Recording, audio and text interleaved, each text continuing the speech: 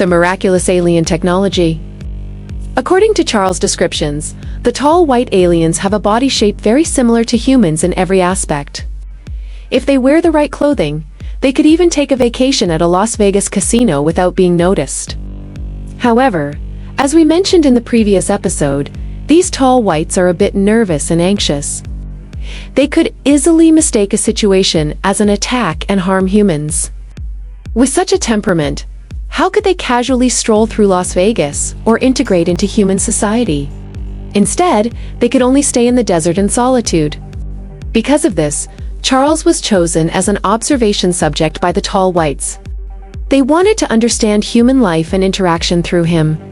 Over time, Charles developed a strong connection with them, especially with a high-ranking tall white, whom he referred to as the teacher. He even earned the nickname the teacher's pet. In return, the teacher and other tall whites demonstrated some of their planet's advanced technologies to Charles. For instance, the silver suits worn by the tall whites. These suits could emit varying degrees of light, sometimes shining brilliantly. The suits could generate a special magnetic field that not only allowed the tall whites to levitate, but also protected them from attacks, such as bullets from a rifle or thrown stones. Another example is a device used for telepathic communication with humans. This is different from what we typically imagine. Tall whites do not possess innate telepathic abilities. Instead, they need certain equipment to facilitate communication, and even then, it comes with restrictions. For instance, both parties need to be within a few meters of each other, and the human must have the side of their head facing the device. By adjusting the device, the tall whites could project voices into the human mind, and even transmit emotions such as fear or serenity. Charles once described the first time he encountered the teacher while driving. Initially, he was terrified, but suddenly, a wave of calm and peace flooded his heart. That powerful energy completely suppressed his fear. However, when the teacher disappeared, the serene feeling vanished as well, and his fear returned instantly. This phenomenon was likely the effect of that special device. Interestingly, the tall whites discovered that humans possess extrasensory perception, ESP, or hidden potential, such as mind reading, remote viewing, and telekinesis. This worried them. They feared that if humans ever developed these abilities, they might abuse them and pose a threat to the universe.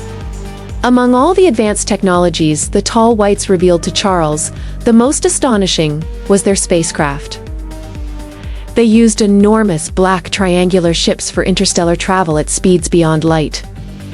Additionally, they had medium-sized ships and smaller scout ships for flying around the solar system and Earth.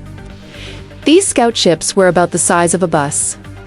They took off or landed during full moons and could reach speeds between 8,000 to 12,000 miles per hour.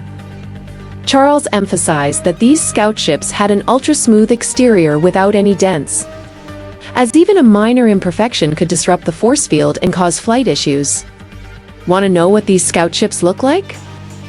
Take a look at footage released by the US Pentagon in April 2020, which was filmed in November 2004 near the California coast.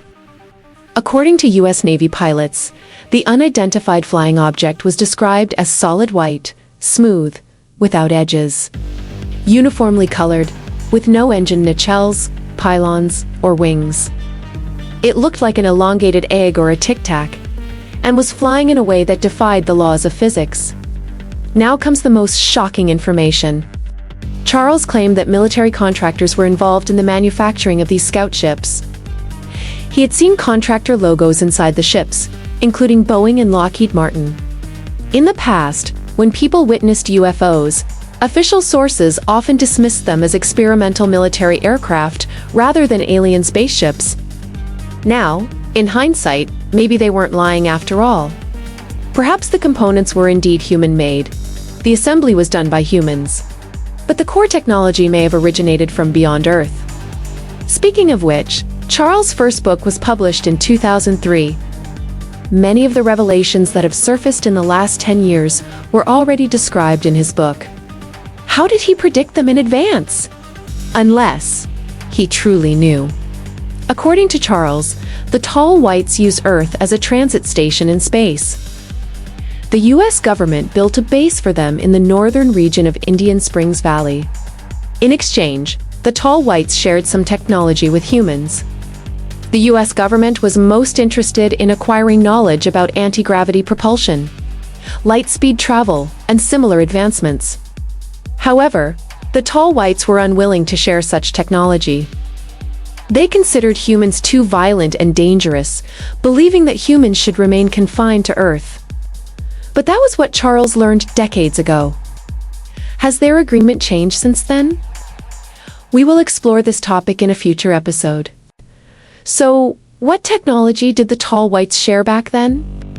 Charles believed that the development of titanium metal, fiber optics, and transistors was influenced by alien technology. Consider this. Titanium was discovered in 1791. But it wasn't until the 1950s that it was used in military aviation, especially in high-performance jets like the F-100 Super Sabre and the Lockheed A-12 reconnaissance aircraft.